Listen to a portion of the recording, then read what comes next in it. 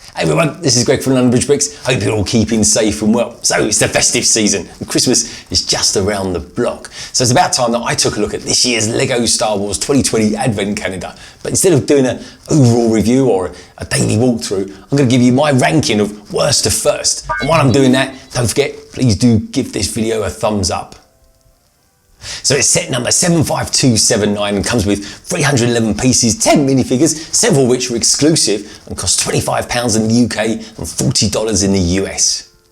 LEGO's advent calendars themselves are actually really good. You cut them open and unfold them out into a kind of displayable diorama scene. And in this case, we've got a shot of the Millennium Falcon on a very snowy sprinkled Kashyyyk with Christmas lights kind of draped all over it. Then you locate the day and you build whatever you find inside one of those 24 doors. And with that, I'm going to go ahead and tell you what I think of this year's 2020 Star Wars advent calendar.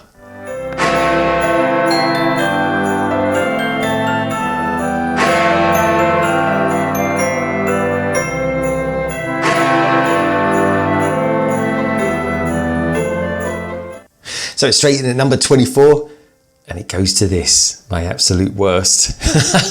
Now this is Anakin's pod racer, and I normally love the play sets for these particular vehicles, and it is okay, but really this is the weakest link in this year's advent calendar. So here's my second least favourite then, it's the shield generator from Hoth's Echo Base. Now again, for what it is, it's okay, but really, it's just not my thing. So all the 2s and 22, and we've got ourselves the Sith TIE Dagger. Now it's actually got quite pretty good shape, but it's kind of lacking those red accents that makes it unique amongst the TIE fighters. But that said, you know what? It actually gives you some sort of indication as well of how good this year's 2020 Advent Calendar actually is for the Star Wars series. 21, we've got this chap here, the good old battle droid. Now he's great if you're massing up an army of droids, but pretty useless if you're not. And we had this come with last year's advent calendar as well. So number 20 now, we've got ourselves the faithful Millennium Falcon. And you know what, I kind of put it like this. If you were baking cupcakes and during the process of those cupcakes actually being in the oven, they didn't rise, you'd feel a little bit flat. And this is kind of how this set makes me feel here. You've got the cockpit, you've even got the turret, and you've definitely got the radar dish there. But look, the one thing lacking here massively, there's no depth to it. It looks like a cookie. So it's not a bad little build, but it's just so thin. Crashing out the 20s now, and it's number 19 with Luke's X-Wing. I mean, you know what, it's actually okay. We do see a lot of these, especially in polybags, and last year's advent calendar came with Poe Dameron's black and orange X-Wing. You know, we've got a load of useful parts there, but for me, I don't know, this is a little bit of a filler. Arguably one of the most contentious characters in the Star Wars universe, after of course Jar Jar and the Ewoks. We've got ourselves this Porg, who this year doesn't even come with a Christmas hat, nor even a Prezi, and because of that I've demoted him to number 18. Number 17, and it's the Christmas Tauntaun build. It's a real mishmash of parts, but you know, clearly it's a Tauntaun. But you have to love that big red Rudolph nose as well. You know what, it's quite a clever little build, and it kind of reminds me of those creator sets. We've got ourselves a nice little surprise here at number 16, which is quite a cool looking droid control ship. Everything about this just kind of works really. Got a good choice of colours, nice choice of shapes and parts used. And you know, it's just a nice representation from a ship from episode 1's The Phantom Menace. Lots of LEGO Star Wars fans out there would love to see a big set of this. In at number 15, we'll get ourselves the Republic Frigate. Looks pretty cool, doesn't it? And this is another one from episode 1. I mean, I think it looks really good. Love the colour choice as well and the parts. It just looks like the real deal. And I've got to say, for me personally, I would love to see a larger playset of this. Punching into number 14, we've got ourselves this, the A-Wing. Now this year, of course, we've got the UCS A-Wing that came out. And it's probably why we've got this particular build coming with the calendar this year. But I've got to be honest, it does look really good. It's got an excellent choice of parts. It's tiny as anything, of course, being a micro build, but of course we've got the turrets there, we've got the cockpit, we've got those great big rockets there on the back, and those lovely fins there going along the top. All in, I think it's really cool. Number 13, we'll get ourselves this micro scene of Tatooine. And what's really cool is that you just get a few parts put together and it's instantly recognisable. It's got a nice use there of those different coloured tan pieces as well.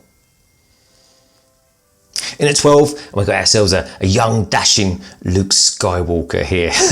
Now, he actually comes in loads and loads of different Lego Star Wars sets, which is why he's kind of slightly lower ranking. I mean, number 12's not a bad one, really, especially in this advent calendar. It comes with some nice printing, actually. There's a nice sort of dark blue that goes across his torso and across his legs as well. Got that nice belt there with the shimmering buckle, and then round the back, you got that utility belt as well. Got a nice hair piece too, and of course, he comes with the binoculars. But if you do want a more exclusive Luke Skywalker, look at last year's advent calendar. Another micro build here for number 11 in the ranking. And we got ourselves, it's a pretty cool one actually. It's one of my favourite ships from the Star Wars universe, and it's a classic Empire Strikes Back snow speeder. Again, just a few Lego elements in there, but we've got all the main points there with the great big cannon there, and of course the notorious harpoon gun at the back of the ship.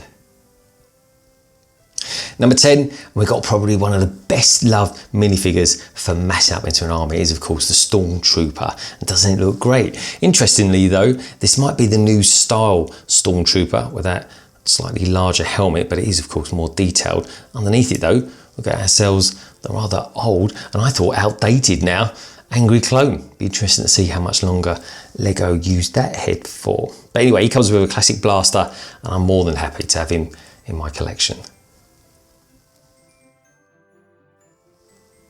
Number 9, we've got something new. This is of course a pit droid. Now we've seen these on Tatooine, and we've even seen them in The Mandalorian, but they're more famous for Episode 1 pod race. You know, another buildable figure with useful parts, but in all honesty, yeah, that is a pit droid.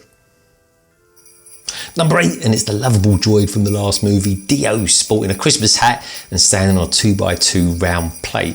It's a really nice one to have, and that hat, in case you didn't know, is held in there with that stud just there, and it pops just in like so. Yeah, now it might look like a bit of a hairdryer, but he's still a pretty good addition to have for the collection. My 7th favourite, and it's another great little micro scene, this time the turn of Darth Vader's castle. You get these fang towers here, and you even get this lava fall running down the centre of it all. But that's not just it, you also get this that comes with this as well.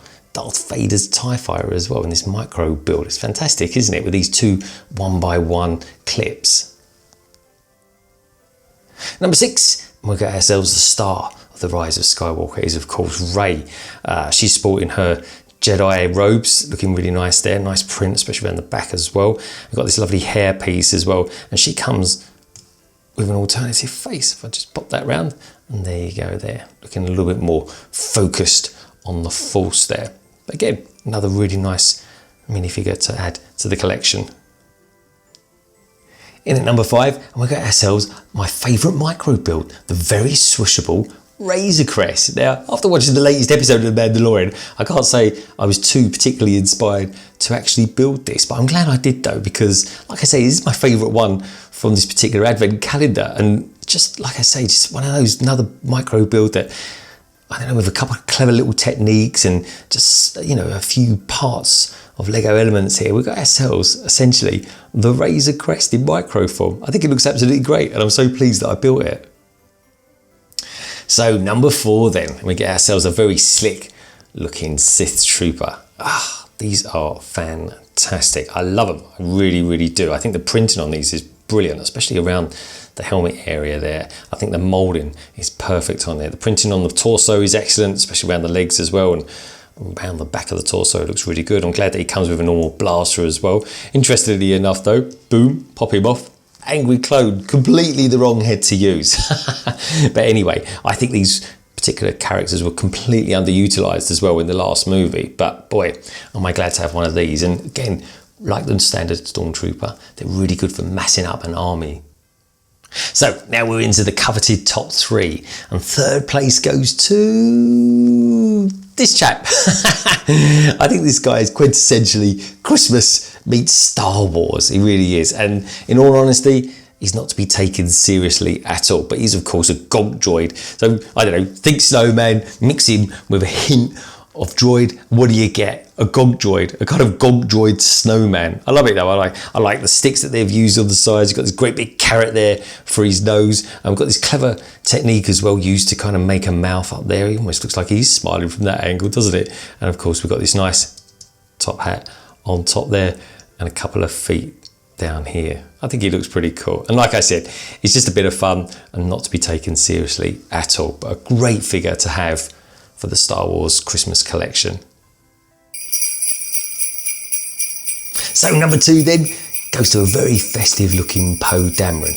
Or is it actually Michael Bublé? I'm not quite sure. I don't know. I'm looking at this. The more I look at it, the more I'm thinking, is this a Christmas rendition of a minifigure for Michael Bublé? Let me know what you think about that down in the comments below. But anyway, back to this figure is, of course, the very festive looking Poe Dameron. And I think he looks really, really good.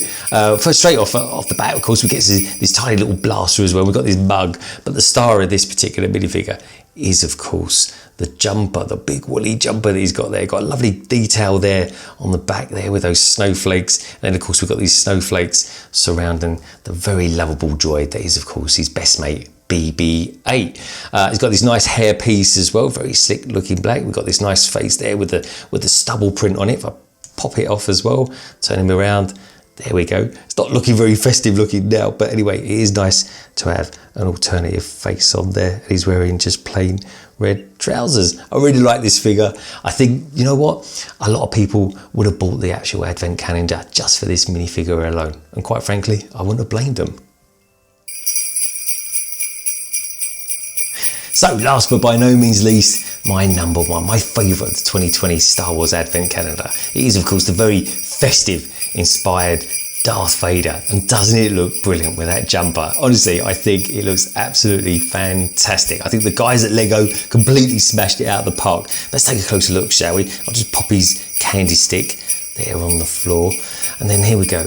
Look at that, doesn't it look excellent? With those snowflakes surrounding the Death Star bauble. I think it looks really, really good. And got that nice pattern there, just going across the shoulders and the top of the torso. I really like it. I think it looks good. Continues around the back as well with the printing. And like I say, got that stitching going along just the bottom there. We've got no printing there on the back of the legs, but we do have some printing on the front of the legs there, which is like your standard Darth Vader printing.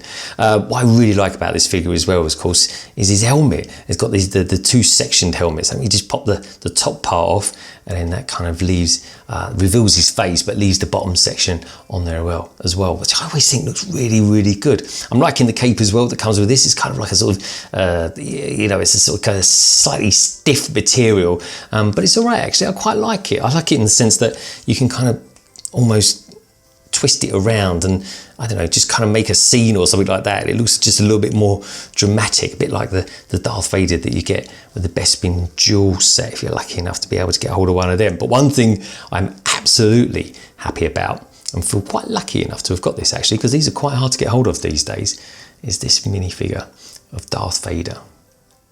So overall then, that was my worst to first of 2020's Advent Calendar. This year was actually a really good one with lots of love there for the prequels and just a few questionable builds. But overall, I really liked it. But let me know in the comments below what your thoughts on this year's calendar was. And of course, my ranking. What did you agree with what I thought? Or was I totally off the mark? Anyways, thank you as always for tuning in. If you like this video, please do give it a thumbs up. And if you happen to be new around here, why not hop on and subscribe and become a big part of the LBB family. I'll leave you now with some videos that I think you might like.